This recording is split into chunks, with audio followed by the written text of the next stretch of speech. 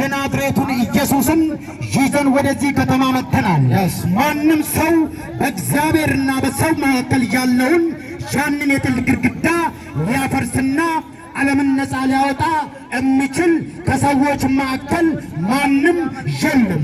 እግዚአብሔር ምድርን ሲያይ በሰዎች መካከል መካከለኛ ሊሆንና ሊያማልድ ማንም እንደሌለ አየና አዘነ፣ እንዲህ አደረገ። ስለዚህ በሰዎች መካከል ማንም ከሌለ እሱ ራሱ ከገዛ ክንዱ ከእቅፉ የሚወደውን አንድያ ልጁን ወደዚህ ምድር እንደ በግ አድርጎ በመስገድ ያ በግ ደግሞ ወደዚህ መጥቶ በመታረድ ታርዶ ደሙን በማፍሰስ ይሄን ዓለም ነፃ አውጥቷል። ወንድሜ ኢየሱስ ሰው አይደለም።